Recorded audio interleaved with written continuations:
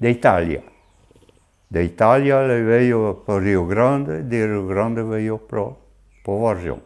Meus pais vieram de fora, né? Vieram do município de Bicaré, perto lá de uma comunidade, mas eles eram natural do Rio Grande, né? Lá de Bento Gonçalves, Garibaldi, lá para baixo. Sim. Eu nasci no Rio Grande, vim para cá com 22 anos. Eu nasci no Rio Grande do Sul, Nova Prata, Araçá. Eu vim do Rio Grande com 3 anos. 69 anos que eu moro aqui, né? Vim de Caxias do Sul para Santa Catarina, criança, eu tinha 12 anos. Nasci e me criei aqui no Varjão, e o meu pai e a minha mãe veio do Rio Grande.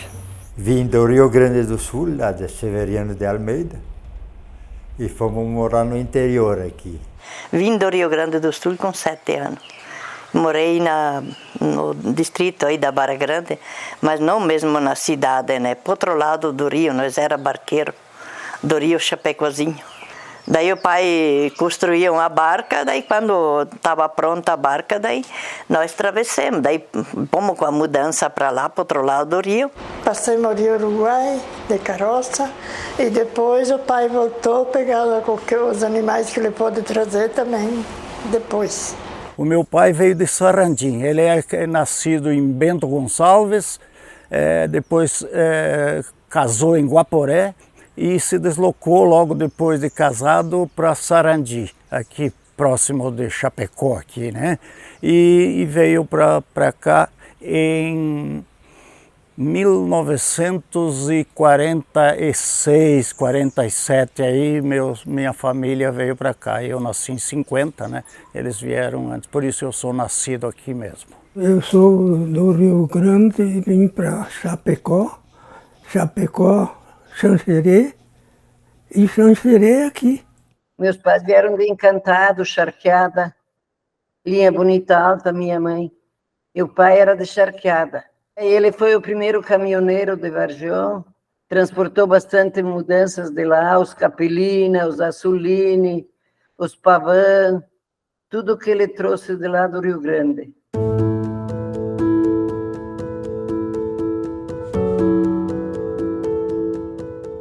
O Nono Vicente tinha uma serraria já lá onde eles moravam no Rio Grande. E foi o maior interesse dele pelas notícias que chegavam daqui, dos pinhais, das florestas, das terras fartas. E foi assim que sentiram a vontade de vir conhecer. A gente tinha pouca, a terra era pouca, a família grande, né?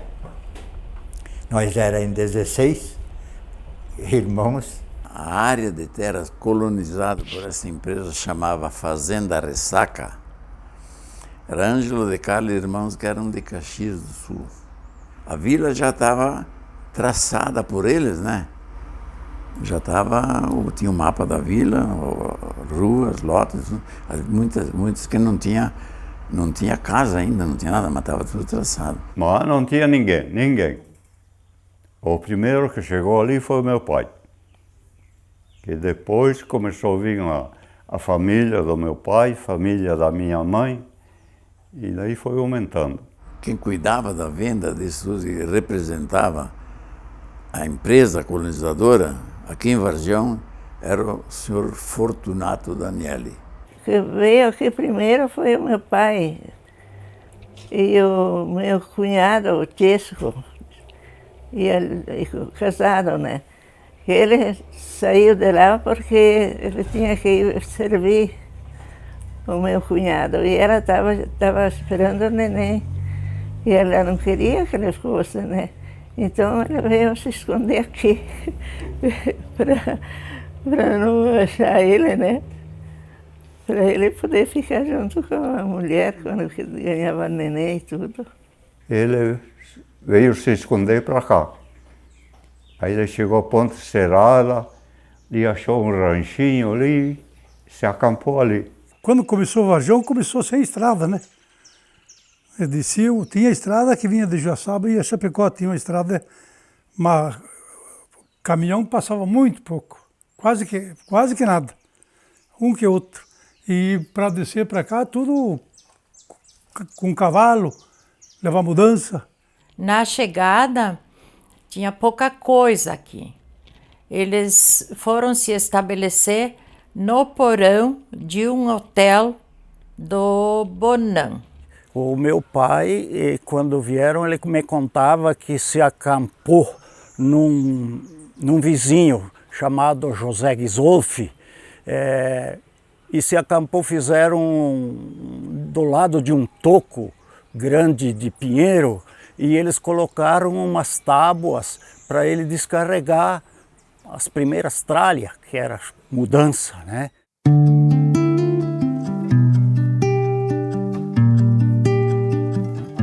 Depois que foi descoberto aqui, veio muita gente, então fizeram um barracão comprido com 4 ou 5 famílias repartidas, né? Então eles ficavam nesse barracão até que eles compravam as terras para eles ir fazendo, né?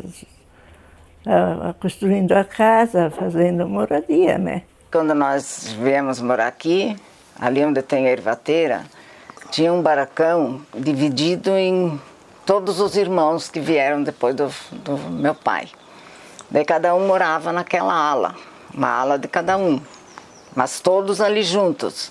Aí chamavam o barracão da imigração, conforme vinha o pessoal de fora, compravam terra aqui, terreno, até eles construírem suas casas, eles moravam dentro desse barracão. Tinha, acho que uns 30, 40 metros de comprimento, e acolhia as famílias que vinham de fora, de longe, para morar para cá. Porque ele chegava ali e empacava, que daí sim, era só de a cavalo mesmo para ir para frente, aqui uns 10, 15, 20 quilômetros, tudo com o cavalo. Nem carroça não passava. Se dividiu, né? E coisa morava, né? E daí o pai, ele vinha aqui para baixo, abria um pique que era só mato, taquara e pinheiro, só pinhado, né? E coisa, né? Aquele eu conheci tudo, né? Os veados, né? Nós perto da casa ali, nós era piazada pequeno assim, nos veados, 2, 3, nós já pegava por rabo. Lá onde que nós estávamos morando, tinha os índios na época. Daí até que os índios saíram, nós ficamos no barracão aqui. Depois fomos na terra que o pai tinha negociado.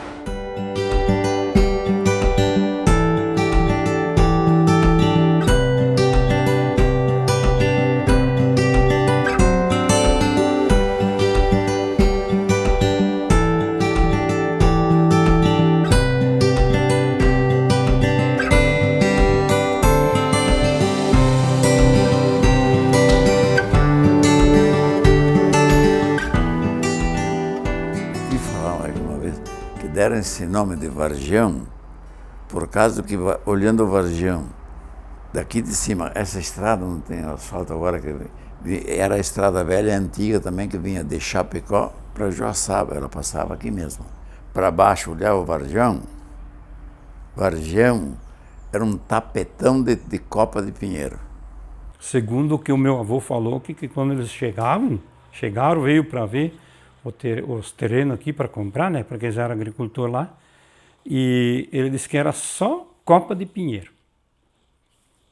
Era pinheiro e erva aos montes aqui. E daí, até eles foram que, depois que o meu avô veio aqui, que abriram as primeiras estradinhas de enxada, né? O grande problema era estradas, era comunicação, estrada. Não tinha máquina para uma estrada, não tinha nada. Aí como é que fazia? O imposto, por exemplo, cada coluna de terra tinha, o imposto era o equivalente a 6 dias de trabalho. Ficavam uma semana inteira a trabalhar, todos os anos. Eu me lembro de todos os anos. Não tinha com quê, né? Nós morávamos aqui na Santa Catarina, para ir no Vargião, era de a cavalo. Mas era um dia que era noviado, que não tinha sol, era só aquela picada para passar o cavalo, né?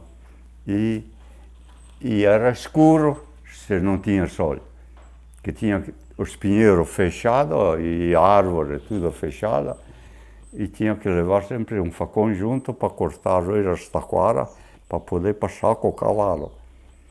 Em muitos lugares tinha que cortar a árvore para depois passar com o cavalo, o cargueiro do cavalo.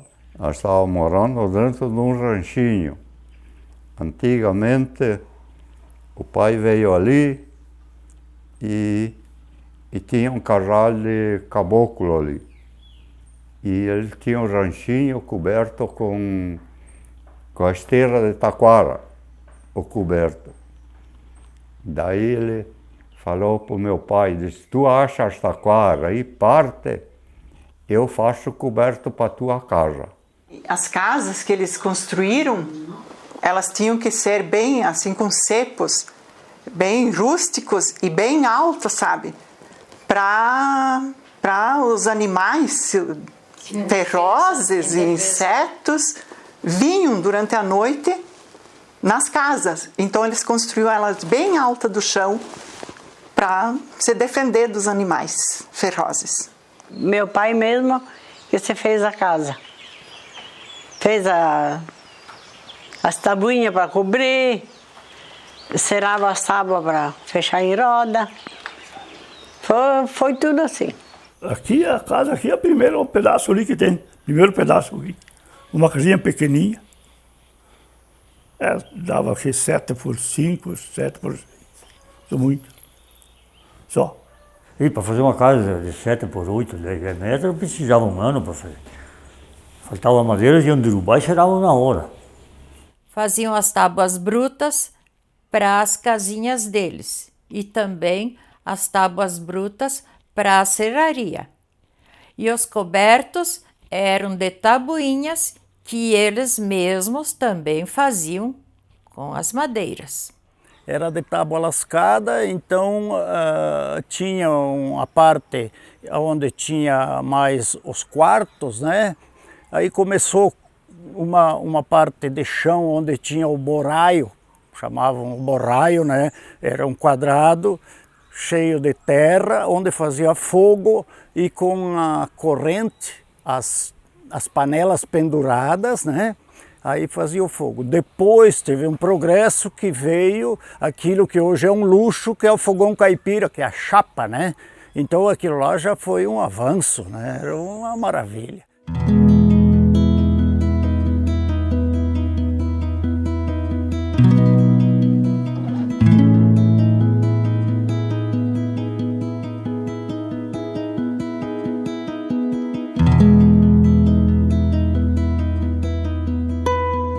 Antigamente, na realidade, os morros eram onde faziam roça.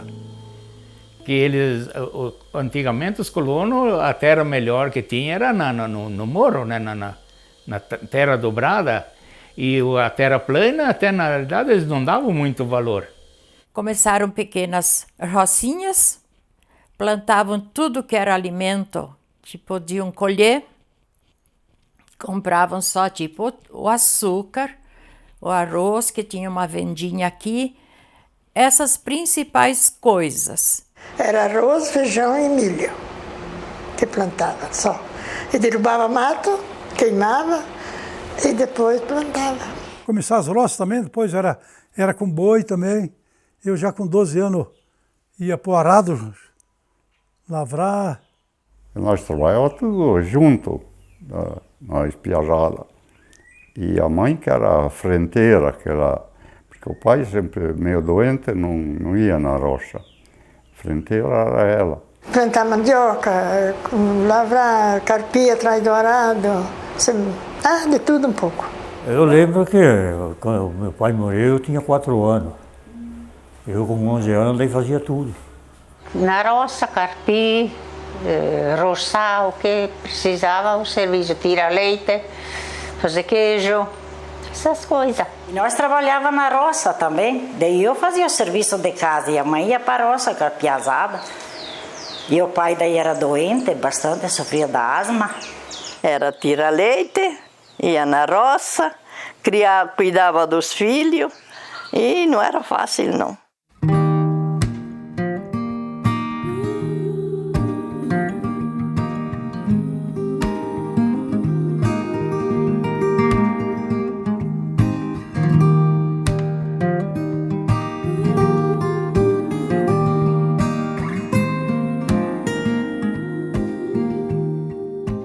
feijão e arroz, isso era sagrado, né? Aí, como da família italiana, era o macarrão, a massa puxada no rolo, não é? Picadinha. Os italianos mais era polenta. Polenta, sopa de feijão. Pegamos ali uma porca e fomos criando e foi indo. E galinha também pegava dos outros, que não tinha nós, no começo. Mas a gente se ajudava um pouco. Se pegava dos outros, umas galinhas que começava a criar. Porque de gado não guardavam. Quando matavam, às vezes entre os vizinhos, matavam a criação, mas aí você dividia um pouco de cada um, fazia um pouco de charque, pouca comeu, e assim, uma geladeira, essa coisa, não tinha. A carne, naquela época, minha mãe punhava numa panela, tampava bem e cozinhava aquela carne, até cobria bem de banha e colocava dentro de uma fonte, pendurada na água, para conservar.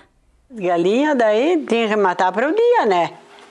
Dava para guardar para no outro dia, daí enchiam bem de sal e penduravam no porão.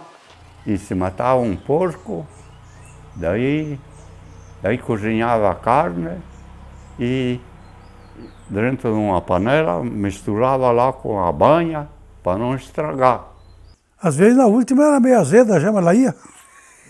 Colhia-se a uva, fazia-se vinho. Como eu era um dos menores, então, naquela época pisava-se a uva com os pés, né? Colocava um mastel, uma caixa com grade embaixo e pisava-se a uva para fazer o vinho. Então, me lembro muito bem dessas passagens. Então, aí depois vinha o processo todo de fermentação, travasavam o vinho, como falavam, né? E uma parte, o vinho mais velho, o vinho da pipa velho, então ia para uma bordoleza, para o vinagre, e naquela lavava-se a pipa e fazia novamente o vinho novo. Então tinha vinho para todo o ano, né? Aqui, esse panelão, começamos a plantar. Comprávamos os pés de parede e fomos aumentando. Foi indo. Um aqui, outro lá em cima grande. Era bastante. Vendia uva, vendia vinho todo ano. E cada um deles daí guardava nas pipas, que se chamava antigamente, no porão de suas casas. Nunca fiquemos sem vinho, me lembro eu do tempo do vô e do pai. Sempre tinha o copo de vinho no almoço e na janta, sempre produzindo nosso também.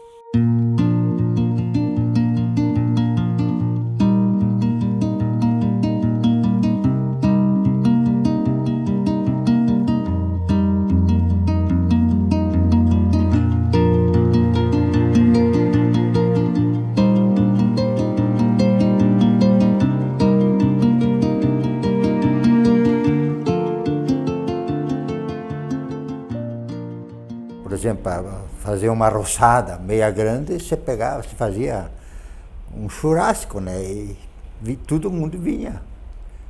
Por aquele trabalhava o dia inteiro. Na época era serrote e foice e machado. Não tinha nada de motosserra, era tudo no braço, né? E se derrubava arqueiros de mato. Se um tivesse problema na família, fosse um agricultor também, ninguém pedia nada. Eles se uniam, iam lá, faziam uma roça para essa pessoa. Se precisar colher, eles colhiam, sem cobrar nada. Num sábado marcavam lá, sábado fazer puxeiro em tal lugar. Ah, mas vinha lá. Vinha, conforme quantos que vinha, matava a galinha, matava um leitão, um porco, fazia um almoço e aí se carcavam no serviço. Só parava de meio-dia, almoçar e tudo, depois até a noite. Depois outra vez ia no outro, fazia o rodízio, né? Daí fazia o churrasco, almoçava, daí ficavam ali, depois de noite baile. O jeito que estava trajado, fazia aqueles bailes no paiolão. Tinha uma gaita e um violão, meu primo era com violão.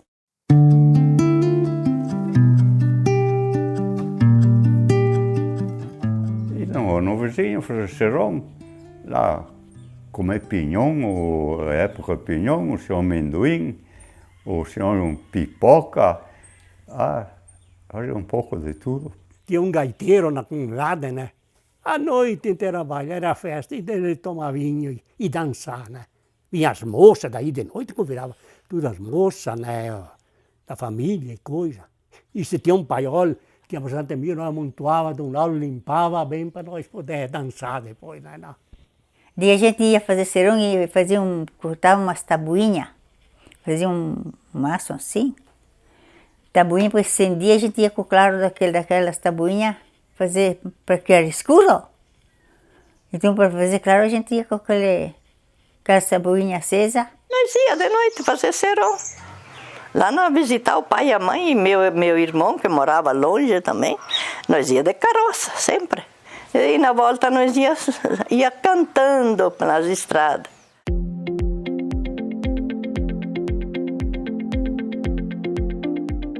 O maior lazer era os torneios de futebol.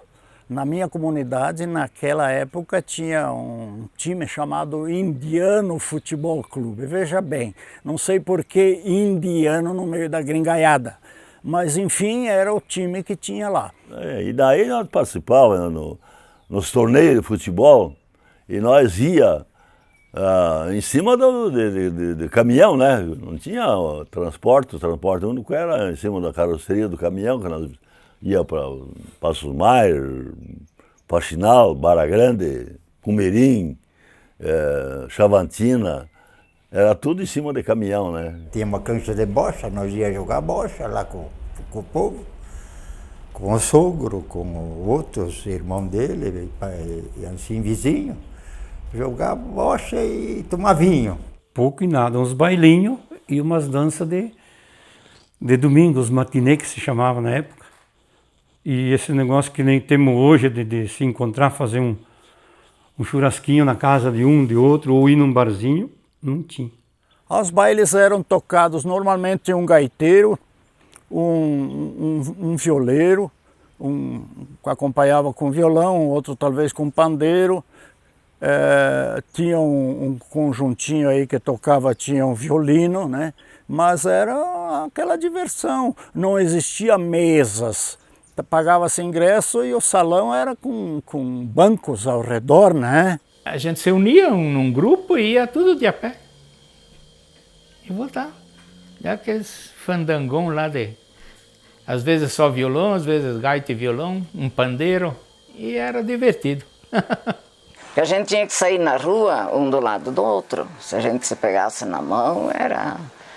E o namoro, que daí a mãe ficava na cozinha, até que os namorados estavam lá. E para sair, para ir num baile, numa coisa, só acompanhado com a mãe e o pai, senão a gente não ia. Namorar, quando ia namorar, meu Deus do céu. Só não podia, né? Não podia botar uma mão que se enxergava o pai. Mas não podia botar uma mão em cima, perto, assim, pegar a moça. Era um aqui e outro lá. Longe, né? Ah, um longe do outro, porque não podia chegar perto.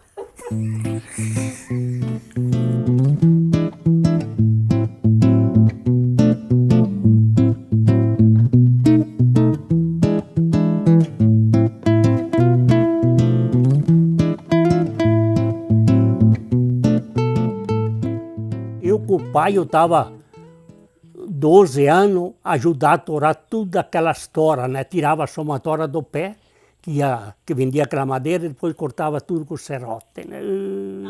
A mão, tudo a mão.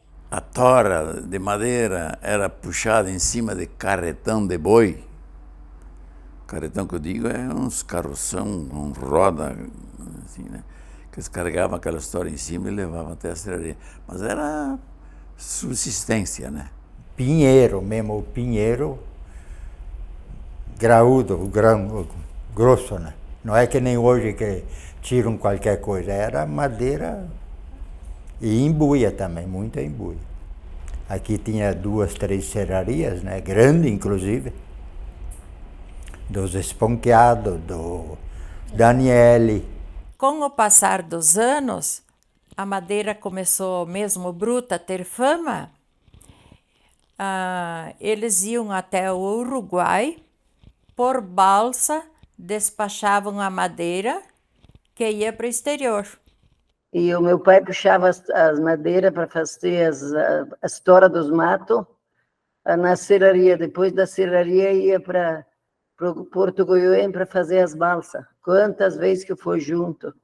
Nós colocamos uma ferraria, depois complementamos com uma oficina mecânica, e daí acabei trabalhando, deixando de mecânico para trabalhar com madeireira, puxando tora no mato. Nós temos uma foto bem significativa da serraria, que era lá no interior, onde que todos nós moramos e nascemos por lá. E depois, então, eles também se estabeleceram aqui na cidade. E com a serraria, e depois com essa tal de Bromber, que se chamava madeireira Vargião.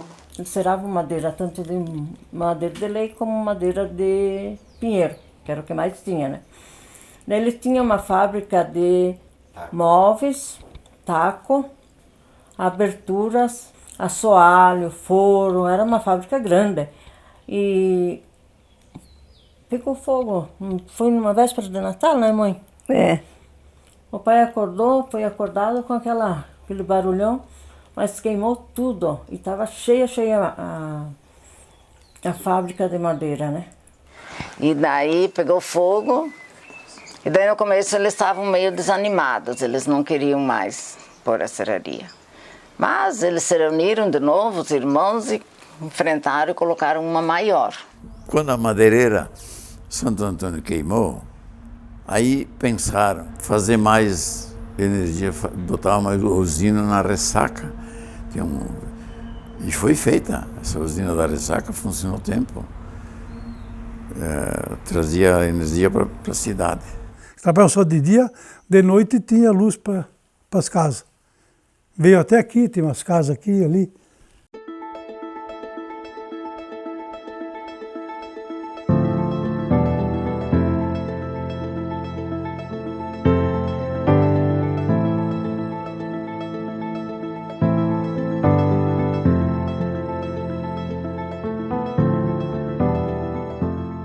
No meu tempo já tinha um moinho aqui perto, né?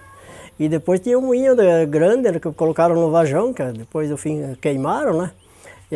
Daí começaram com o moinho de trigo, né? Moer trigo lá. Então só tinha farinha de trigo. Daí levava o trigo lá e trazia a farinha para o ano em casa, o ano inteiro, dentro das bolsas.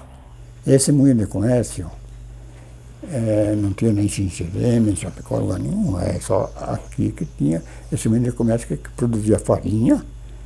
Todos os agricultores levavam farinha lá. Moinho tinha ali, depois destruíram. E foi entrando mais comércio, veio de Caxias, depois veio umas famílias, punha hotel, punha comércio. E assim foi indo, foi infiltrando gente assim. Meu pai sempre morou aqui.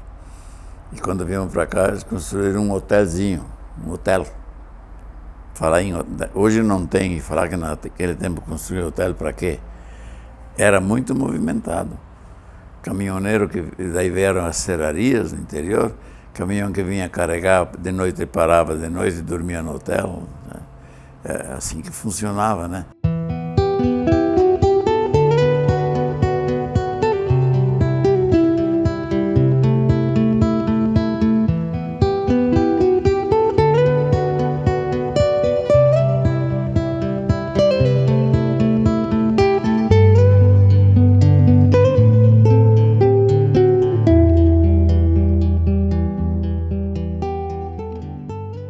Tinha bastante erva mate.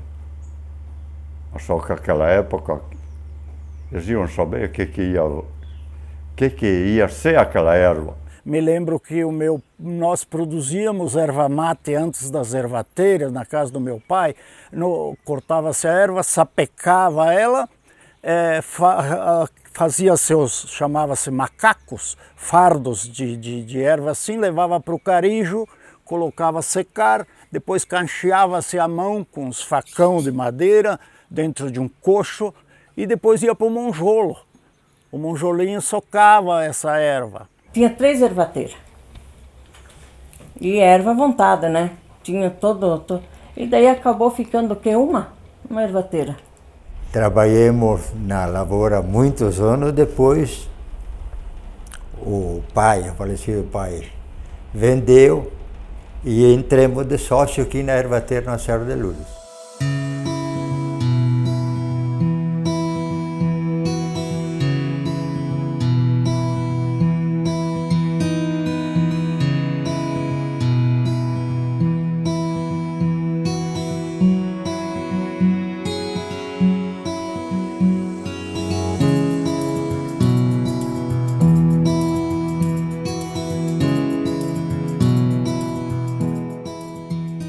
Com o tempo foi vindo família, né?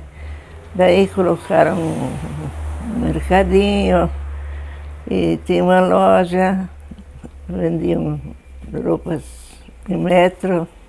No começo, o comerciante da cidade era o banco da colônia. Então eu tinha 5 porcos para vender. Eu chamava o comerciante lá, ele ia lá levar, comprar o porco, e tinha um livrão lá. Ele tinha o conta corrente. Esses 5 porcos era tanto, mas o comerciante não pagava, acreditava lá. E tudo que ele precisava comprando durante o tempo, ele ia debitando. Ele fazia esse acerto de conta uma vez por ano. Os armazéns era assim, a gente comprava tudo no quilo e tudo enroladinho no papel. Era até bonito de ver, porque eles tinham prática, né? Eles enrolavam assim, tudo que a gente comprava era tudo. Eles tinham aqueles rolos grandes de papel, era tudo enrolado no papel, não tinha nada de ensacado que nem hoje. Quando não tinha dinheiro para comprar um saco, eu vinha ali e comprava 1 quilo, era enrolado no papel.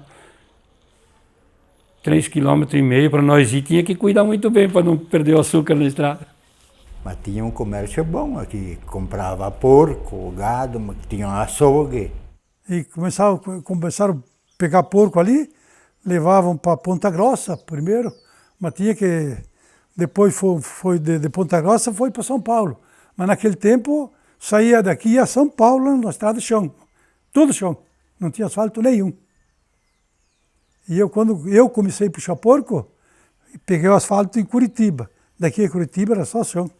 Mas quantas vezes que chovia, descarregar os porcos para poder tirar o caminhão que atolava, que não puxava qualquer. Aquilo era porco forte mesmo. Tinha que fazer a mangueira, derrubar a árvore no mato ali, fazer um seraio meio grande ali, jogar eles dentro, depois que tirar o caminhão, pegar num lugar bom e carregar. E na entre safra que não se tinha outro ganho, era o queijo e vender ovos e galinha, que a gente trazia na cidade de carroça para vender as galinhas vivas ali. E fazer queijo, na época lá eu fazia 3 formas de queijo por dia, nós aqui. E eu levava ali no Braganholo, na brasa, aqui embaixo, né? Daí eu e a Dolores, minha cunhada, no início nós ia a cavalo, depois aí comecemos a ir de carroça. Daí eu vinha no Varjão, daí nas bodegas, para vender o queijo, para arrumar os trocos, para comprar vez o açúcar, para fim de ano, para fazer as coisas. Mas talvez os caras não queriam, que todo mundo vendia, vez tinha que levar de volta. Então a dificuldade era grande, comprava, e meu pai também, a venda era que o arroz, uma vez por ano. Daí veio os porquinhos lá, meia dúzia de porquinhos. O agricultor vem ali com milho, alguma coisa, em troca de... Em troca, a maioria, no troco. O dinheiro mesmo não se enxergava. Nós vendíamos também erva, fabricávamos dias de chuva vassouras, cadeiras, uma coisa assim que sempre defendia o nosso sustento, a nossa sobrevivência na agricultura, né?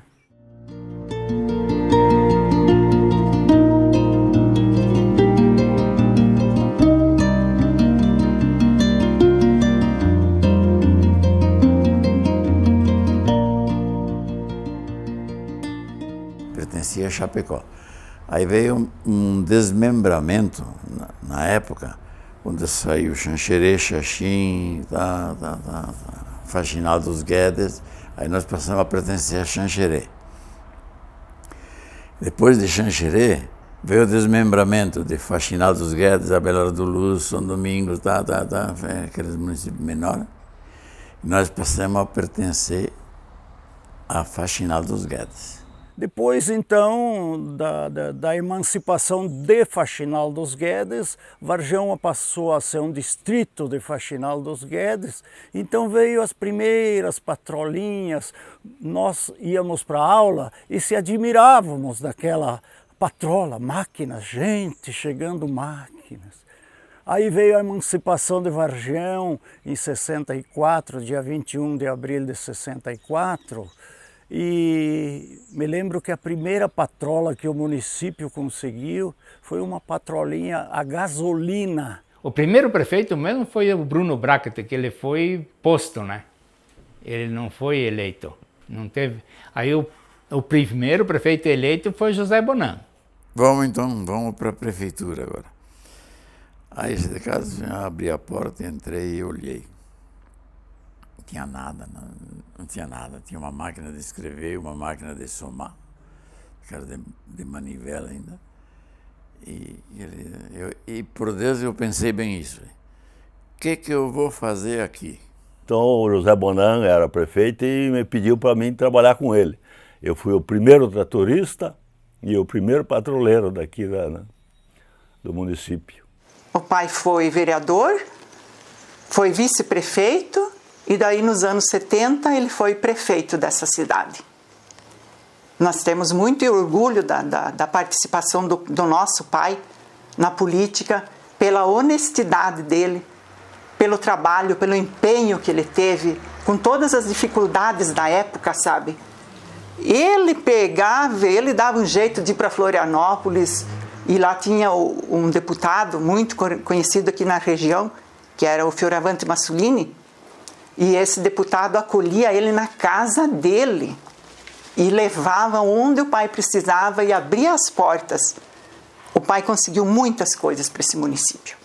Em 82 eu fui eleito vereador, então teve a honra de ser presidente da Câmara por um ano, então começamos realmente a participar.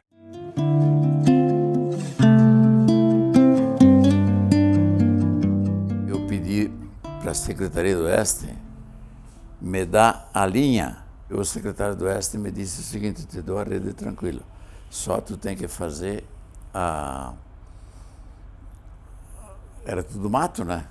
À beira da estrada mesmo tinha mato, não era roça que nem hoje. Me dá a linha aberta, por onde passa a rede, e o resto nós fizemos. Aí, como é que vamos fazer? Pagar para fazer, tá? Aí fiz uma convocação à comunidade, ao município, para um dia de trabalho, o pessoal vinha para nós fazer essa abertura dessa. Fizemos isso num dia, em que chamamos 2 caminhões de gente do interior, vieram todos aqui, e aqui esparramamos tudo.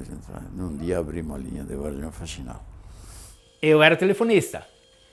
Daí a gente ali na central, na mesa, ali completava as ligações, né? Eu pedia de casa, chamava, e daí despertava ali no alarme, ali na mesa.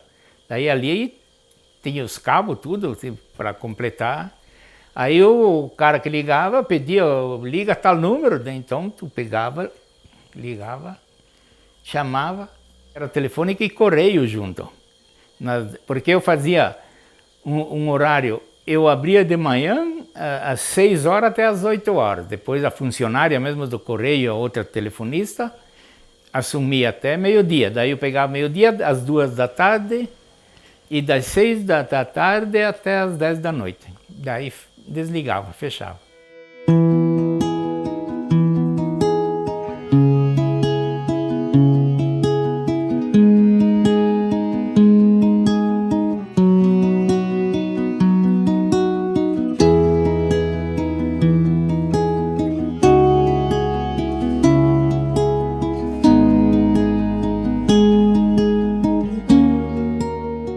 Durante o domingo, era de tarde, era para rezar o terço, e era com os mistérios, a lainha, tudo completo.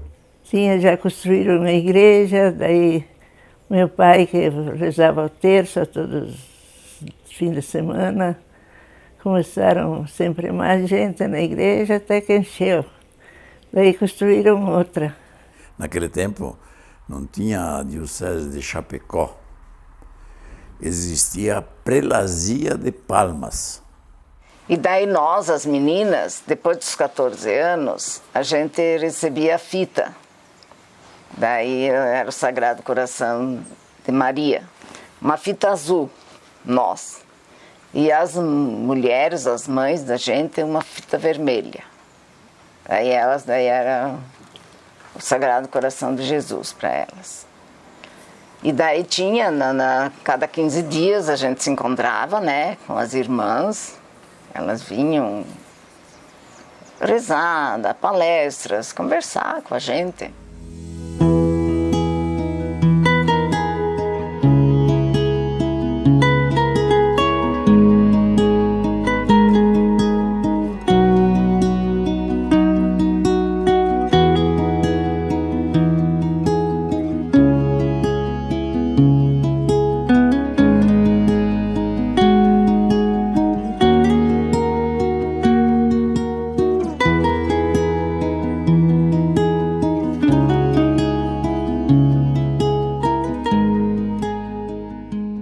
Eu digo que ele, assim, ele é um santo.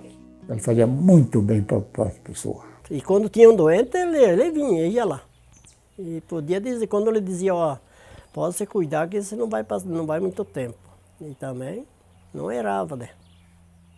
E se ele via que ele estava morrendo, ele não saía. Podia ser meio-dia, podia ser 1, podia ser as 2. Ele estava lá rezando. Ele não largava da família.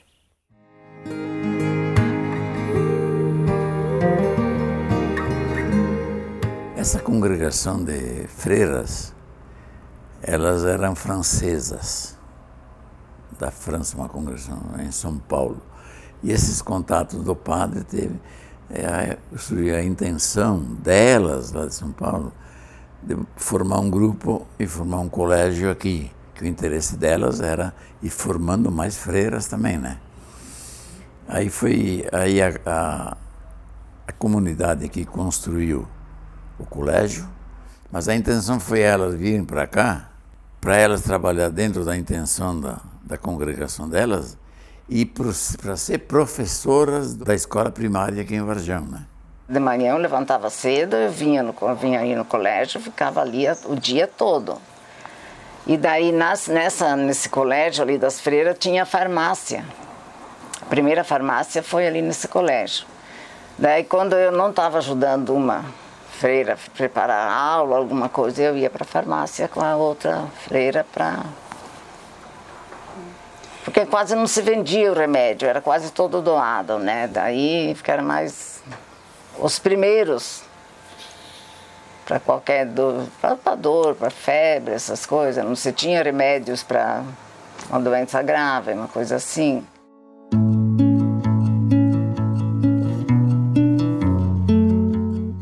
Minha mãe era parteira. Conta um pouco a história da sua mãe. Meu Deus, a minha mãe, se fosse dela ter... um dia veio um cara e disse assim, por que a senhora não fez um papel para ver quantas crianças que a senhora juntou? Porque lá tem as minhas primas lá, que elas têm 10, 12 filhos. Foi toda a mãe que recolheu aquelas crianças. Mas a minha avó ia a cavalo, longe, eles vinham de madrugada chamar ela a cavalo, com chuva. Ela trabalhou anos com isso. Ganhava em casa. Sofresse do jeito que sofria, era pouco recurso, né? Vou te contar que não teve nenhum no hospital, tudo em casa. Quantos filhos vão? 7. Só o último que eu ganhei no hospital, senão todos eles em casa. Tiveram 13 filhos e não pegaram nunca uma parteira. Quem fez sempre os partos foi o pai. Todos os filhos nasceram nas mãos do pai. Corajosos, né? E depois, quando veio as freiras, daí nós tínhamos uma freira que era enfermeira, daí ela acompanhava também. A primeira farmácia era dos irmãos. Era assim, os casos pequenos, as irmãs que cuidavam. E depois de um tempo, que daí veio o farmacêutico, o Sr. Ângelo Boff. Muito bom farmacêutico.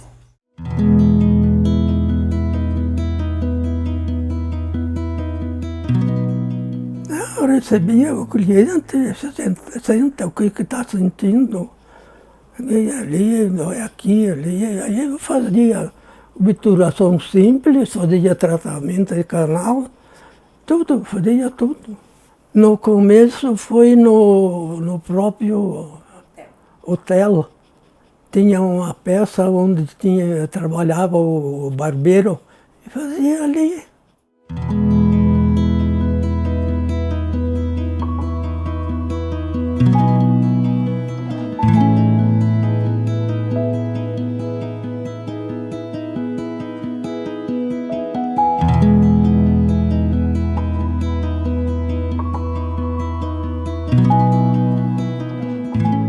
A primeira professora foi a dona Guglielmina Parisotto.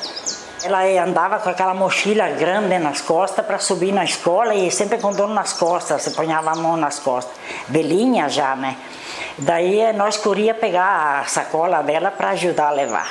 Mas ia primeira, segunda, terceira e quarta série, tudo na escolinha só. Acharam muito bom, né? Os primeiros também, que foi em 39 que eles vieram, para eles era tudo e mais um pouco, né? Para aprender ali, né? Com ela. O pouco que ela sabia, porque era uma professora lá do Rio Grande que fez quarta série só também. Com o passar dos anos, foi construída a escola do Estado. O pai doou, ele tinha bastante terra ali naquela época, ele doou todo o quadro para a construção da escola, que hoje é a Escola Quirana Lacerda.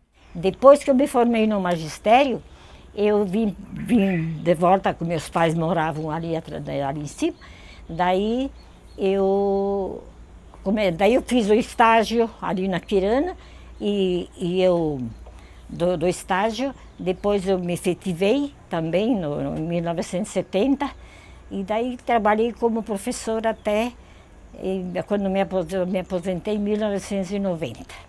Eu, quando comecei a lecionar, eu fui professora. Com 18 anos, eu fiz estágio, que diziam na época, nessa escola.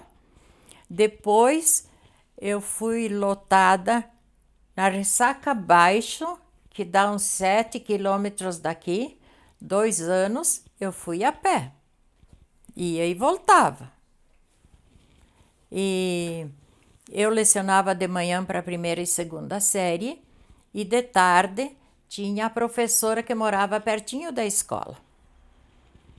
Depois eu consegui remoção aqui para o lado de Santa Catarina, onde hoje é o Clube da Bezerra.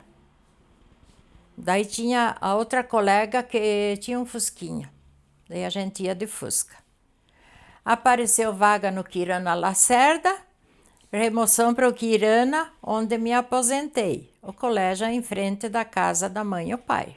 O meu primeiro emprego também foi como professora, aqui em Varjão, do Jardim da Infância. Uma época muito boa, aquela. Hoje encontro com as minhas alunas, é uma festa. Depois eu fui para o escritório e fiz o técnico em contabilidade. E daí passei num concurso estadual e trabalhei e me aposentei também na antiga Exatoria Estadual. Hoje é Secretaria da Fazenda Estadual, né?